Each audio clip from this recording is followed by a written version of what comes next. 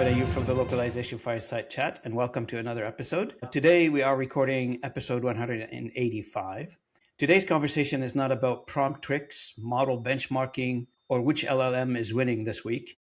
It's about something much more fundamental. It's about how language systems are designed, how are they functioning? Because what we are starting with to see out there is a AI wave that models are not real bottleneck anymore. The bottleneck is more of an architecture, more how the industry is set up, how each company is set up. It is intent, it is control, it is governance, it is how we actually design systems that behave predictably at scale. My guest of honor today is Elizabeth Milkovits. Elizabeth, welcome to the conversation. Appreciate you being with me. Thanks, Robin. I'm excited to be here. Elizabeth is a senior technology leader specializing in AI, machine learning, and language systems. She has led leadership roles in Amazon and IQVIA, building scalable production-grade infrastructure and operating multilingual system in real enterprise environments. She does not look at AI as something you plug into a system or a workflow. She looks at a workflow itself and asks whether it is designed properly to begin with. And that's where the conversation will be heading today. Before we get started into the meat of the conversation, and let's keep it on the light note there, Elizabeth, everybody gets this question at the beginning of our conversation, by the way, and sort of make things a little easier for our conversation podcast that we do here.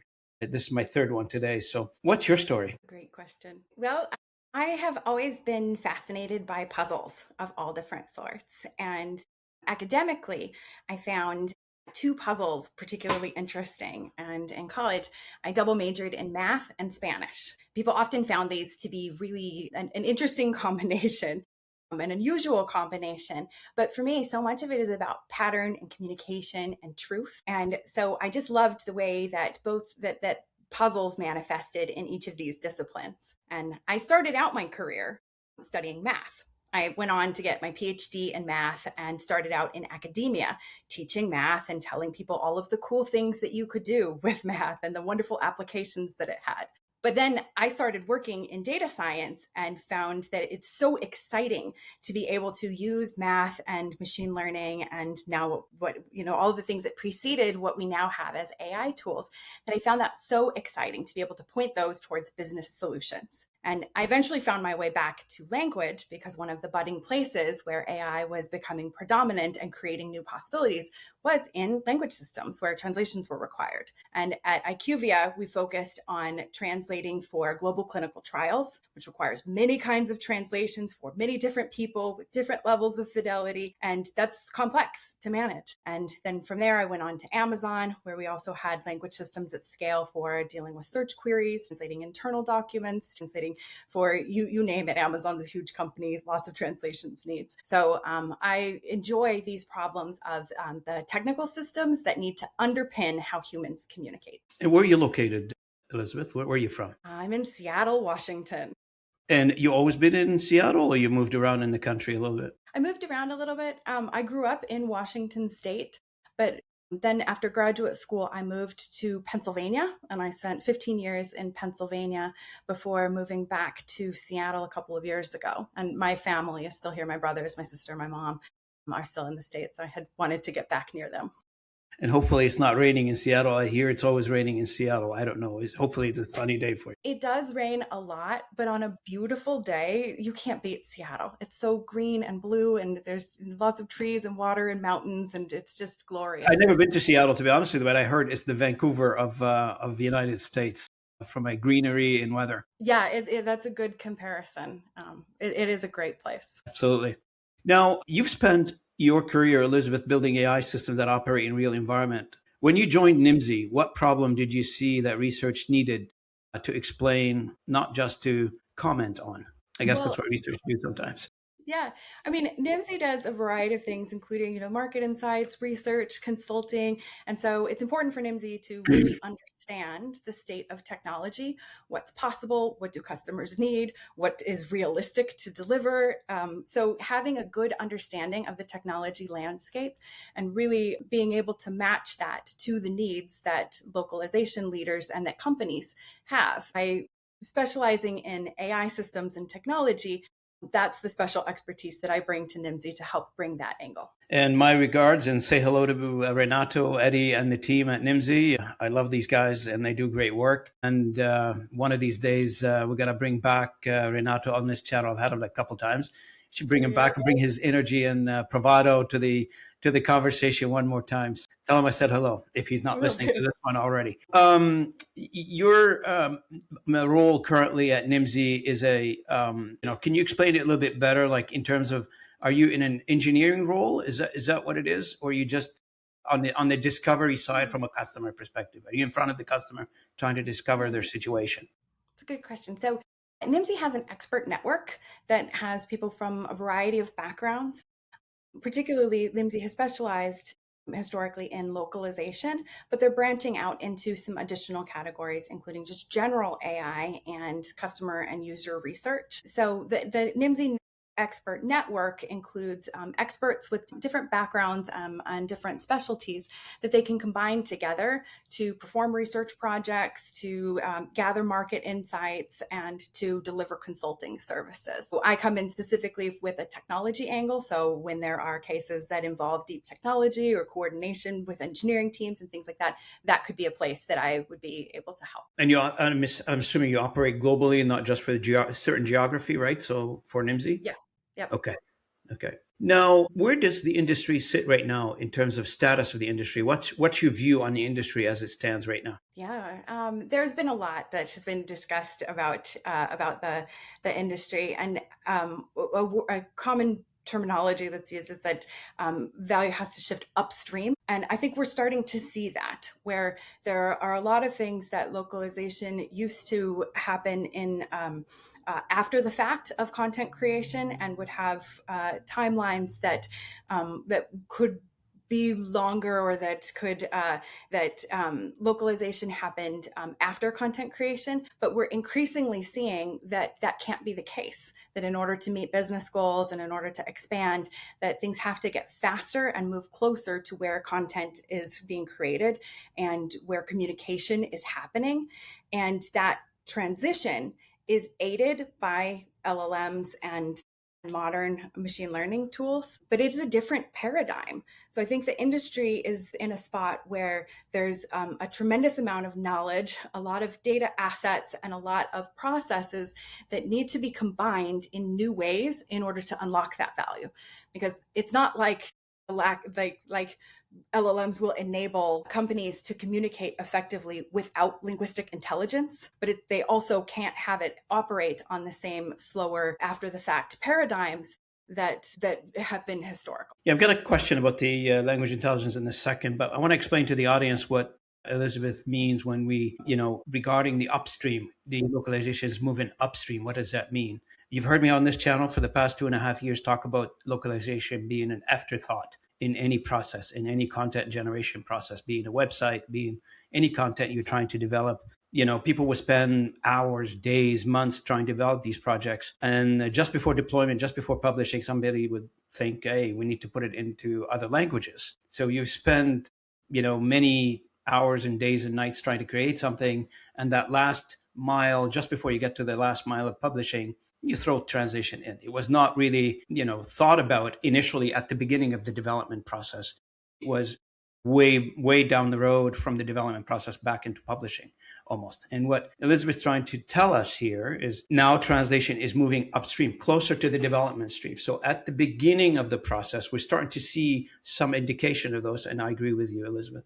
We're starting to see some indications that translation is moving upstream in the development process. And when we talk about development, again, for the audience, you can consider this to be a software, to consider it to be a website, consider it to be a mobile app, whatever you define a project in the content development to be. Now, Elizabeth, if you don't mind, we need to get grounded on language intelligence. Like I've heard so many ways of defining what language intelligence is, not just me. I'm assuming many of my audience are thinking, like, what is language intelligence?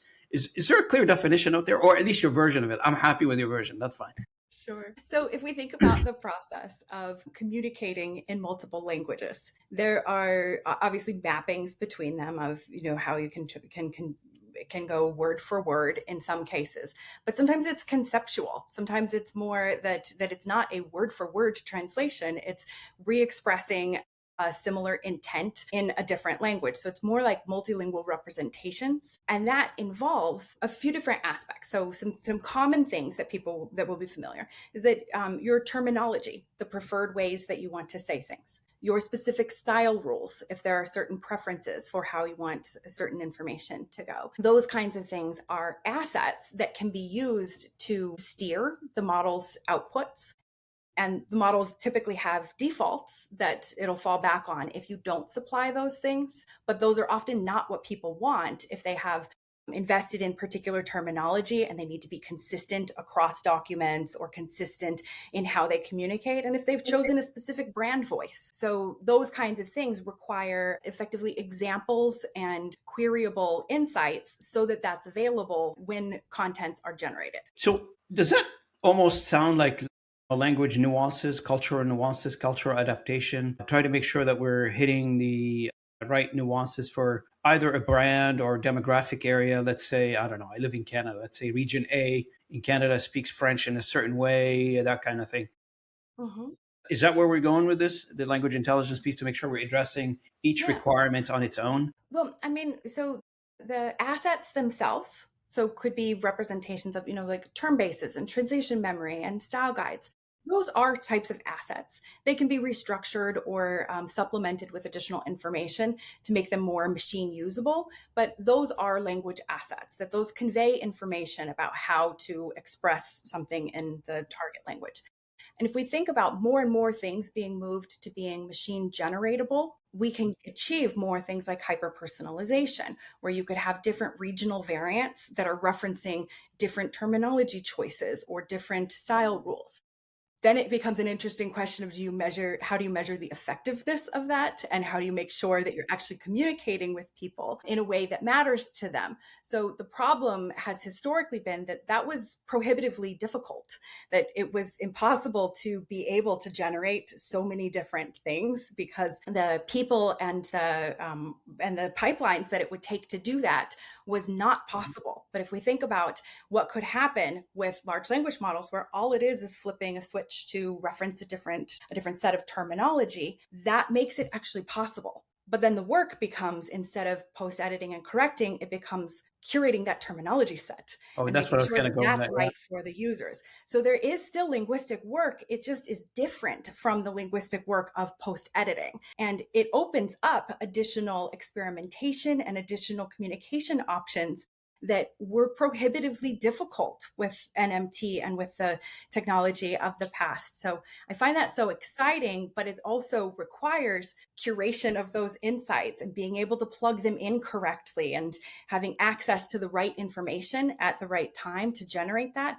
And that's where I think a lot of the structural changes that need to happen to localization systems, that's where the work still needs to be done. By and large, we're often still using LLMs as a drop-in replacement for NMT, and that's not how it's going to be most powerful. So, I've spent a lot of times in the industry for many years. And, I've seen a lot of mistakes, a lot of errors, but most of the errors were coming from, as you mentioned earlier, like the part where you normally need to curate, because most people say it's in the terminology or it's in the memory, and the translators went through the review process, but they didn't catch the error because the error came from the memory and the bunch of things in there. So, and there is this notion out there, whatever system we're building is one and done, basically. So I use the language assets, as you mentioned earlier. My job is done and I move on. But what you're suggesting, and which is rightly so, is that continuous tuning of the language asset. Because let's face it, some of the language assets are either old, expired, doesn't apply anymore. We can't lump everything together and just say, okay, we'll feed it to the whatever the model is. That tuning, and we always think about this like, and we talk about when we talk about languages, maybe because we are in North America, we talk about it in the context of, the top 5, 6 languages. But the world has like thousands of languages, and each one of them is special by its own. And each one of them poses a different set of criteria of how do we solve the language issue for those particular language combinations. So on the tuning side, and so that requires a constant monitoring of the output, whatever output that you're in, you got to extract from the translation. So I'm assuming the language people that they're worried about, like the translators, revisers, editors out there, worried about their job, we can tell them, don't worry. There's plenty of work to be done on making sure that your expertise, your value is in the making sure that the language output or the language input, if you will, in this case from the language data assets, is accurate, is correct, and you're putting your certification on it. Am I correct? Yeah, I think that a lot of the replacement that's happening today is replacement of post editing, but that's in places where outputs are pretty consistent and where models are able to achieve results that resemble what humans would have done anyway because they have enough training data. But in genuinely new examples where terminology is changing or where intent is new or where there are new things where there isn't strong prior information, that still requires linguistic intelligence that isn't sitting around there and that the models won't guess. So I think that we'll see increasingly as people are building better language systems to use LLMs, that there will be a rise of new types of jobs that are focused more on the curation of assets and being able to steer LLMs instead of just correcting them. Because the corrections have been the predominant approach in the industry. And it makes sense. Like, it was economically the thing that made the most sense to use machine translation for really good candidates that reduced the amount of post editing. And you would use that post editing data to subsequently train. But that loop has you in a corrective position. I really want to see the next set of investments being around how you actually would steer translation, like giving linguists tools to actually guide translation to be what it should instead of just tools to fix it after the fact. Correct. Now, you've seen a lot of localization processes in your days at IQVIA and Amazon, etc. And from your research right now with Nimdzi, where do you think most localization workflows are breaking down when AI is inserted without architectural thinking? Well, people are inserting it into various places with different, depending on their risk profile. And I do think that's a smart thing to do, that there are a lot of companies that aren't putting it right in for translation, but are using it for QA or for cleaning up assets or for things like that. And I think for companies that have big risk profiles, that makes total sense to not put it right in your translation pipeline. But as people are putting it into translation pipelines, it's less controllable by default than NMT was. That people spent a long time adjusting to NMT output and sort of accepting the way that it was, and that became the way that they communicated. So it was very predictable. They also had predictable loops for how they would fix that, with fine tuning. And with LLMs, it often produces plausible, like fluent and adequate and like linguistically fine, but still wrong translations. And that's harder to check. Like, that's harder, that requires intelligence to check. So it's not like if you've just run QA checks and you ask another LLM, is this right? I mean, if it doesn't have the information to assess that it's wrong, like, it's actually not wrong in the abstract, but it can still be wrong for you. So I think that's the place where people have trouble, is that it can produce plausible, like decent looking output, but it's still wrong. And the ability to identify that requires either language assets hooked up correctly, or still requires a lot of people to manage that and catch that. So are we saying right now that instead of plug-in AI on the what I call the peripheral of our operational structure, can we talk about AI being at the foundation of the process versus, like what you said, post editing on the outside or cleaning up data, etc. So at the beginning, is there any technology that is available right now at the core? Yeah, there are some efforts in that direction. And I think some of the exciting things involve thinking about how to do multilingual generation. So instead of doing content as like created in English and then translated into the languages you Transformative, right? Yes.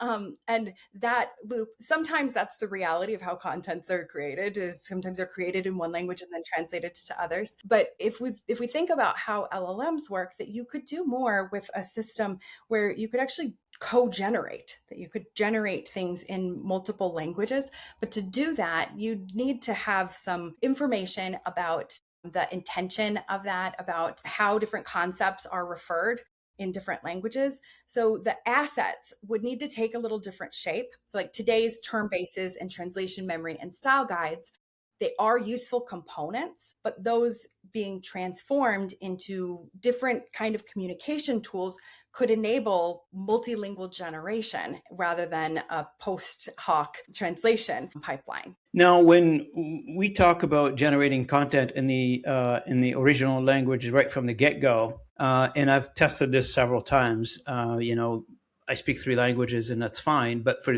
those languages that I don't speak, if I'm producing something in the language I don't speak, Elizabeth, it's very hard for me to know if this is correct or not, or has Mm-hmm. any evidence of being sane. I don't know. I could be saying something Yeah. crazy in these things. Yep. I recall my first email in Korean. I was just biting my nail. Should I press send on this thing or what? So from skipping that steps that we call it the transformation of the content from one language to another in the localization. That's the reason. That's the raison d'être for the localization industry, I guess, to the most part. Of course, the industry is going through some transformation, and we'll find a different services perhaps to sell. But for the most part, we're a transformative industry. We take a content from one language, put it into another. How do we deal with it at the generation level? Have you thought of that, or is there any thinking on that one? What I think is so interesting about that is that at the generation level, often when content is produced in one language and then translated into others, there's not enough information. Like, especially if you're in English, there are some other languages that require features that you didn't specify.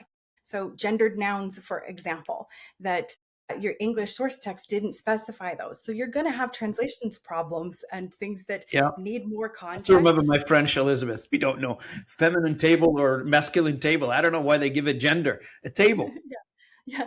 Well, and things like nurse, that is that male or female. And True. if an English sentence didn't specify it, we keep putting models in a position where they have to guess, because LLMs, they're just a next token predictor. And so it'll guess based on its training priors. And so it'll guess what that is. But when we create content with the intention of making them multilingual, we could capture that information at the time where it's generated, or we could phrase or structure things in ways that avoid ambiguity. Like, there are often things where, like, there are awkward English sentences that end up being structurally rewritten in every single target language. And many of those things, they're not surprises. They're actually really structurally predictable. And so you could improve content authoring by thinking about the multilingual targets that you'll have, to help guide and improve the communication. And almost always the improvements that would make it translate better also make it better in whatever the source language was too, because it's often like awkwardness that doesn't translate well. And so I am excited about the idea of, this upstream shift of having language intelligence being involved in more than just translation, instead of seeing translation as an after the fact, but seeing it as something of, how do we communicate and how do we collect the right insights that we can express this in all of the ways that we need to. That is a different way of thinking about it. And with language assets and with large language models playing a different role in how content gets generated, that is actually possible to hook that linguistic intelligence in to improve how source content is created. Now, in the past, I think you've talked about how models adapt to process incentives. What does that mean? So with NMT, for example, one of the common ways that we improve NMT when doing custom training is by using post editing data. So you might collect post editing data to see what was changed and use that to train NMT. And when you're doing that, you're rewarding matching the output that was in that set at the cost of whatever it was before. And LLMs are capable of generating a wide variety of answers. So they can answer lots of different ways, with different styles, with different vocabularies, with different information. And that's a different kind of tool than NMT. So I think these are two very different kinds of tools, where NMT pipe was being constrained. So the incentives that you were trying to get it to match something that it had before, and that was decreasing its capability in favor of alignment. So you're like taking away some of what it can do to get something that's better aligned. And with LLMs, you don't necessarily have to make that trade-off. but you need to be specific about what it is that you want from it. And that's where I think a lot of things go wrong, is that people aren't necessarily able to be specific enough without those language assets and without a system that makes those language assets available to it. No, again, this industry had one of the, every industry in the world has a very defined quality specs. If you take automobile, if you take, I don't know, any other industry, there is a QA specifications for each product this industry produces. I don't think this industry has a specific enough quality assurance that we can, say we adhere to, because everybody's going to say, well, it depends. It depends on the document. It depends on the customer. It depends on the consumer. When you throw so many dependencies, what we're getting into is an undefined quality assurance. So should we rethink that entire evaluation governance process? Because at the end, in our industry, I would say quality is in the eyes of the beholder. Like a reader could read a piece of content and says, "Oh, it's great." Another reader read the same piece of content and says, "Sorry, I don't agree with it. It's a mess." So how do we get to that evaluation, quality assurance, and put some sort of a governance or structure around it that looks half legitimate? Yeah, this is a great question, and I won't pretend to have a complete answer, but I can share with you some of No, my just love to thoughts. have a conversation with him. I'm not trying to solve it. I'm trying to bring it up. Well, so much is in the eye of the beholder, where so much is about the context. And even often the quality frameworks don't necessarily have all of the context that they would need in order to know if a translation is correct or not. So an example of that is that many times there's coherence within a document or across documents, or things that need to match in certain ways. And that's really nuanced and hard to tell with the current quality frameworks why something gets changed. Like, it might be terminology, but it's not arbitrary terminology. It's terminology because it's a named entity. And so there are lots of things that are really hard to tell within the current frameworks where the real problems are.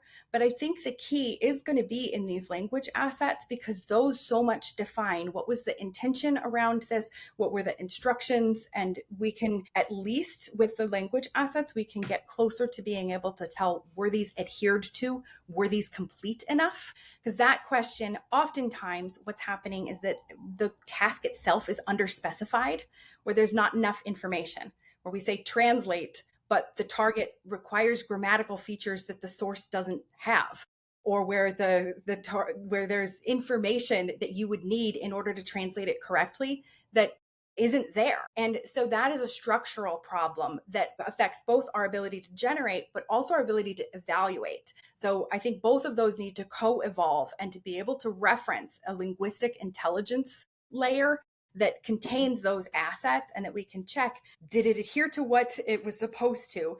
And was our specification even complete? And that's not a complete ability to tell whether translation was correct, but it is at least a step forward towards being able to even diagnose what you would do about it when it's not. Just the reason I'm asking this is because this always been my question since I entered the industry almost 25 years ago. You can't achieve what you cannot measure.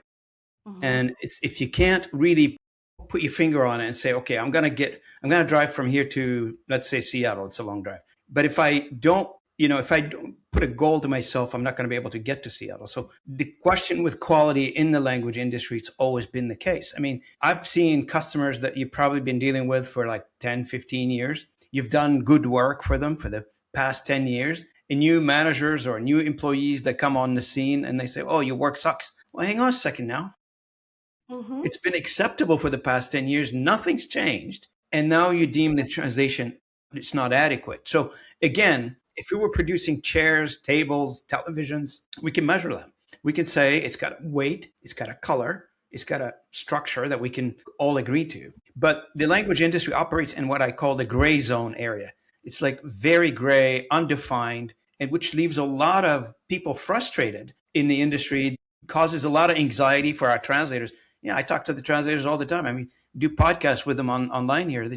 They're anxious to deliver good quality, truly from the passion they have. They want to deliver good quality, but nobody can tell them like what quality you deem good, Mr. whoever the consumer of the content is. That's why I'm asking the question. I think there should be a better conversation as an industry around enough with this, define what the quality is, and let's go build that. Yeah. And sometimes it's just a mismatch in expectations, that someone might have a business goal that they want to achieve with particular communications, and these contents aren't the right fit for that, but it's never told to the translators. And so I think that there are different conversations that we could have around how to control and steer the generation of contents in different languages. That would give people the ability to curate a different voice and to intentionally try different things. That hasn't really been possible in the past, and it has created a mismatch in expectations. So I'd like to see translators be more empowered to express, like, these are the... Lawyers are. I mean, you can't argue with a lawyer. I mean, the lawyers are. I mean, when the lawyer recommends something on a contract, it's the law. It is what it is. And often, I think when people get disappointing results, it's often, not always, but often because of underspecification. Like, they wanted something that they didn't say.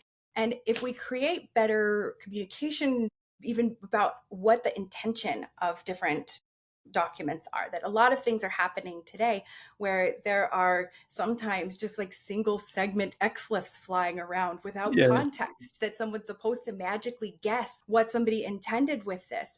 And that... It's called the genie out of the bottle effect there. Yeah, exactly. Like, that task framing and that system creates those opportunities where somebody has to fill in a guess, and that guess is wrong, but it's totally predictable that it was wrong. And so I think we need to stop doing that to ourselves and actually build systems that have access to the right contents, not just floating XLIFs that don't have any context and don't have any language assets. Like, those kinds of things are structural problems. That's not a model capability. The models are already very, very capable. We just have a lot of structural problems that are preventing us from being able to use them well yet. Or maybe it's not problems, maybe it's more, these models call for a different kind of system. And they also open up different ways to get better results. So many of the conversations could shift from, like, why did the translators apply this wrong, to a translator working to curate an intentional brand voice, to be able to, like, identify what's the right terminology set that we need to invest in, to do comparisons across different options and to try things. Like, that's possible. It's just a different kind of system. It'd be a more empowering one, and one that would enable us to have that discussion up front of, what are we trying to accomplish with this? And do we have the assets and intelligence to do it? You know, I'm going to throw this anecdote in there. My audience love me when I do anecdotes. So the other day I was doing a podcast, and I gave an anecdote about, something, and somebody commented back on me, says, I want the rest of the story. So they want me to do a podcast on that anecdote. But on the topic of quality and the quality in the eyes of the beholder, years ago, I won this customer here in Canada. And I was happy because, the customer, I was winning the customer. That was pretty good. And we started doing business with them. We put, like, the best translators. And, this is another topic for a different day, when you have overqualified translators doing the job. Sometimes these translators have PhD, master degrees, etc., and they're very qualified. They went to reputable universities. They studied well, graduated respectively. And then a few weeks later, I got a call from the same customer telling me that our quality, no good. I said, excuse me? What do you mean our quality no good? He said, well, we took your content and we sent it to our depot, and their depot is in northeast of Quebec, in a Gaspésie area. That's way north in the St. Lawrence area. And so I said, you sent it to your depot up there? He said, yes. I said, okay, well, let me guess. The content was being read by or consumed or being interacted with your drivers, your mechanics? He said, yep. I said, I'm not asking any more questions. I know now that we gave you official translation the way the translation should be. In that region, which I'm familiar with, there's a what we call a language mix, meaning that sometimes you have French, sometimes you have English, sometimes you have Aboriginal language words going inside the content. Somebody needs to set the policy which language you would like us to have. Second, two is that, you translate it to French. Official translation is correct, is according to everything that the professional translators knows. But then you got to get down to the level is, where do you draw the line? Is at the preference of each individual user or at the policy of a company? Or it becomes more of a, this is where I go back to quality. Somebody needs to set the quality standard and just get it over and done with, instead of going down and starting to answer to every single person. My cousin Joe doesn't say it that way. Like, are you kidding me? Yep. But sometimes it's a matter of making sure that the reading level is correct, or that that other stylistic things, or the conciseness or not, that there are a lot of different things that could be necessary. And your PhD translators, they could have done any one of them if they knew which one you wanted. And I think that that's often the mismatch, is when people have an expectation that isn't clear, and that's where so much of the disappointment can come in, because you can produce something that is technically correct but not fit for that particular intent. So let's move a little bit to Nimdzi. Anything in the trends that you're seeing right now that practitioners in our industry should be aware of, that perhaps they're not aware of? Yeah, well, I am really just getting started at Nimdzi, and I'm not on any of the major projects that they're doing. They are always collecting information and have just completed a big information collection, hearing from localization leaders and localization buyers across the industry, and those reports that they're working hard on synthesizing all of the information about. Those are always a great source of information. I'm not personally working on that one right now, but they will have some great content coming out this year to help explain the state of localization, what's going on, what's real, what's not, because everybody's trying lots of things with AI, and everybody's been doing a lot of innovations. So it's always good to get those reports about what's really happening. I won't pressure you any further on that, but I do want to make a statement on the quality of data that research institutions are collecting in our industry, and it's improved over time. I get that. But there is still room for improvement. And I know I've asked a question to to Renato, and I've asked a question to the CSA folks, and I've asked also the question to the Slater guys. How much should we trust the data that is being surveyed, collected? I know you're not involved in the research right now, but I'm assuming you've read some of the research in the past. I've been a survey respondent before, that's right. Yeah. They surveyed you too. Yeah. I mean, how can you give us your comment on that? Yeah, it's obviously case by case basis, but I think that one of the things that, if you look on LinkedIn, everybody's telling you their success stories, and you see a lot fewer of the challenges. With this kind of research, because it's not personalized, people are more forthcoming about the challenges and the reality. So that is one of the good things of having this kind of information collection. Allows people to identify what's real without, exposing difficulties and challenges that they don't want to publicly admit to. So you get nobody wants to put that out there. Right. You get more insight from these about where some of the challenges are than you will if you interview people publicly. That the anonymized and aggregated gives a more complete picture. It remains, there are questions about how forthcoming people are able to get. I know for me personally, when it's anonymized and aggregated, that it is a lot, very easy, that it's easy to make sure that I can supply accurate information, but there may be people who still feel that they can't. So I would always take those as a glimpse into what's happening. But I think it is a much more accurate glimpse than you will get if you just look at the successes that people talk about on LinkedIn. I was just listening to this news. They interviewed somebody from LinkedIn this morning, and they said there's 1 billion user on LinkedIn right now. There's about 1 billion profile on the platform. And if I go through all the posts that are on LinkedIn right now, our GDP as a global GDP, not just a country GDP, global GDP, we should be 5,000%.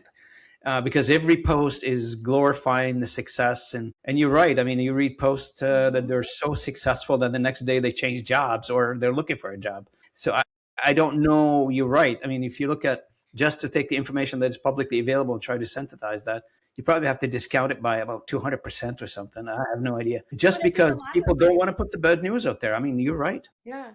And a lot of times people they're able to share things with one set of metrics that makes it look really positive, but they're not necessarily representing the other side. And in research, people are trying to triangulate information and ask different questions. Well, you're right. Yeah, that's right. Yeah. So, like the fully loaded costs of translation, when people have engineering departments building lots of stuff, like it's not coming from the localization budget line, but that's way more money than they used to be spending. And so, the That's right. reality of cost per word, like, has it really dropped or not? Like, there are lots of cases in which that's not really being accurately measured yet or accurately understood. Hmm. And I think that research in general can be one of the methods that if we triangulate different pieces of information, we can get a more complete story about. No, one of the researches that always fascinated me, and I, look for it all the time, not because I don't believe it, to be honest with you, and I'm just being honest, is the top 100 companies in the industry. Mhm. And I do feel that list is, I don't know. I mean, I never see it. I know some of these companies and I've seen these numbers and I'm shaking my head every time I read them. I don't believe these numbers because nobody's asking for your tax return when you file the revenue, your revenue, your revenue levels, and you send it to Nimdzi or whoever you're sending it to. It is a bit of a bogus information for me, in my opinion. The top 100. No, hopefully I don't get shot tomorrow because of it. I don't trust it, to be honest with you, because there's no way to validate it.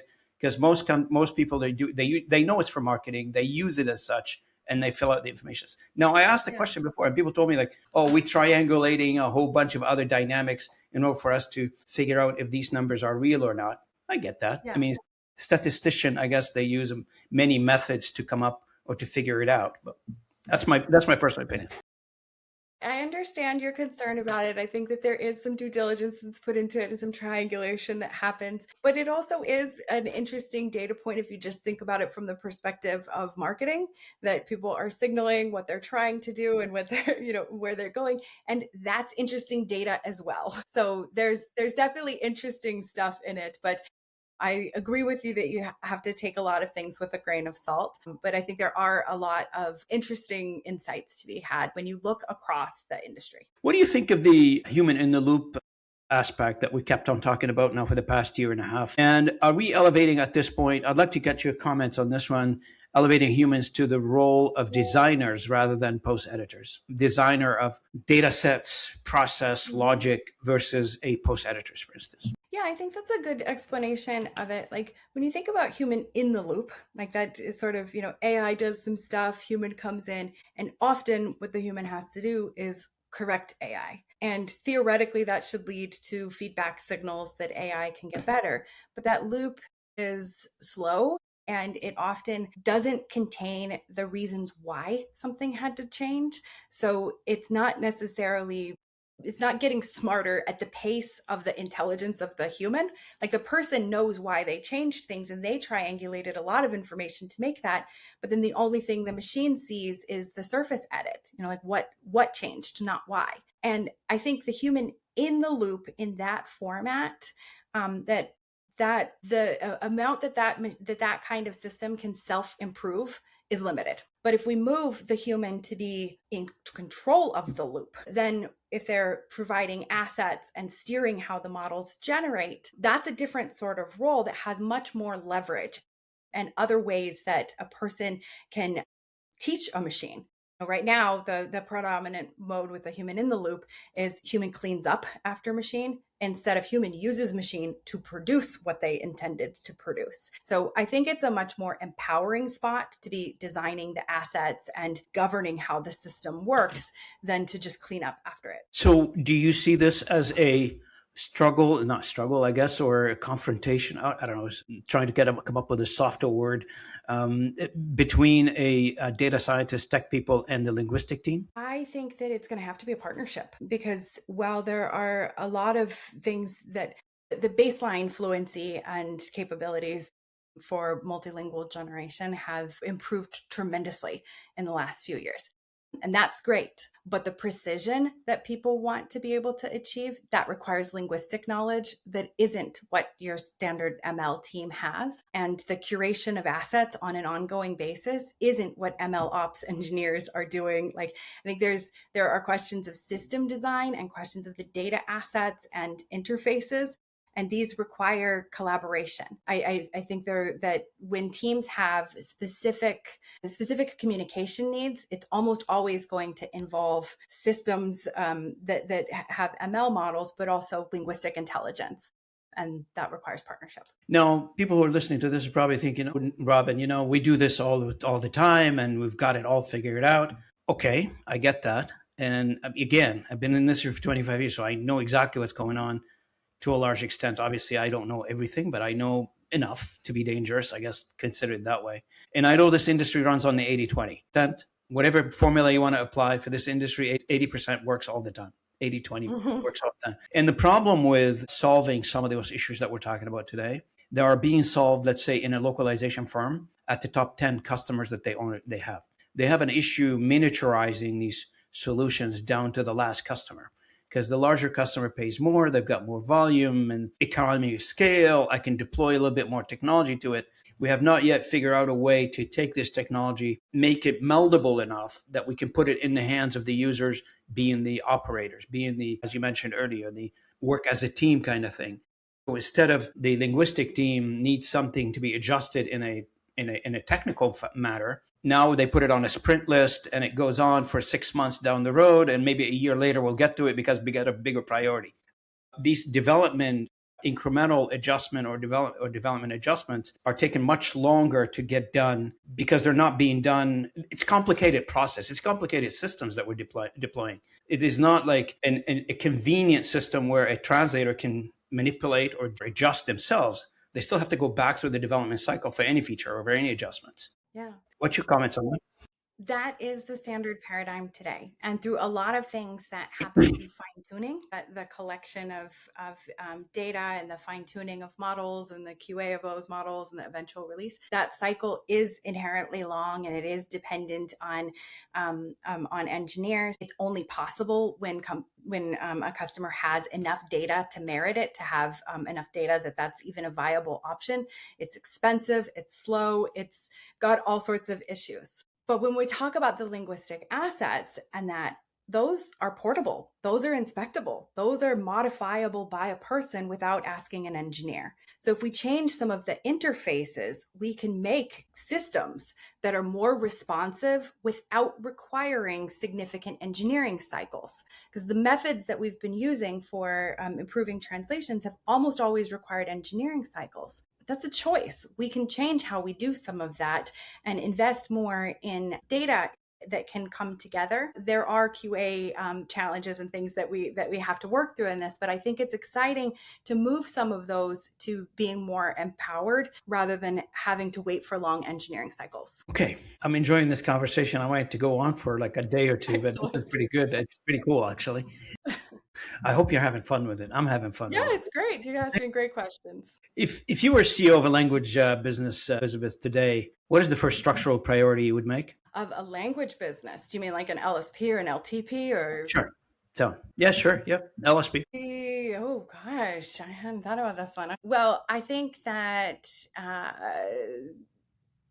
making sure that linguistic intelligence and engineering investments are creating a system that is durable and improvable, that won't just get wiped out by the next model. Because that's another one of the risks that we have right now, is that as models get better and better, people are investing in a lot of things that are to improve a specific model, like prompts to deal with a specific model, that the next model might not need that. And like there are various things that need to be done in ways that you get compounding benefit from, rather than that you have to start over each time. I think that's one of the things that was hard when people are transitioning from NMT to LLMs, is that they need to let go of pipelines and things that they built that made expectations that are no longer a fit. And that is understandable, that that's a hard journey. And so I would try to make sure, back to your question of what would I do? I would try to make sure that we're set up not for this breed of models or the next one, but for evolving technology over time. That we know models will get better in certain ways. We also know they'll never be able to guess other sorts of things. And being able to invest in the technologies to evolve a system over time. 100%. And I completely agree with you. We are in an agile technology world we are right now. And this industry has not been used to it. This industry has been used to, I buy specific TMS, I deploy it, I'll look at it again in 10 years from now. So now what we're saying is, that's not the case at all. Technology is going to be evolving and developing on a daily basis. You got to be ready for continuous adjustment, continuous to be agile in the way that you design your processes, the way you modify your processes on a day-to-day basis. I think that's a huge shift. And that's why you see, at least I'm hearing, a lot of companies are up for sale because either they can't adapt or they find this whole thing is just too much headache and they're just selling their companies, right? So, and that's a different topic for another. You either change, adapt, or move away. I guess that's the business rule 101. I've heard people telling me like, I don't want to grow. I just want to stay where we are because business is leaking, business is going down. I just want to maintain levels. Maintaining levels is another option too. If you want to, as an LSP, you can do that. Whatever works for you, and that's an individualized thing. That's a business thing that you need to decide. You need to stay flat, you need to grow, or you may want to, retract for a few years and just fold it. It's up to you as an LSP what you would like to do. Mm-hmm. On that note, I want to thank you so much for joining me today. I really appreciate it, Elizabeth. Yeah, thanks so much for all of the great questions. It was a great chat. And for the audience, I want to thank you so much for joining me and Elizabeth for this particular conversation on recording episode 185. I hope to see you at episode 186, which is coming up next week. Thanks so much again. If you're coming on YouTube for watching us, if you're coming on our audio channels, thanks for listening in. And just a note, if you want to see a summary of all these discussions, you can subscribe to the blog, robinayoub.blog, where I summarize these conversations in a quick read. It takes you 2 or 3 minutes to read them. It gives you the gist of what Elizabeth and I have talked about. And you can reference previous episodes as well. So 185 episodes, that means we've spoken to 185 experts on this channel in the language industry. So thank you so much for your confidence, and we'll see you next time. I think it was good. I didn't know what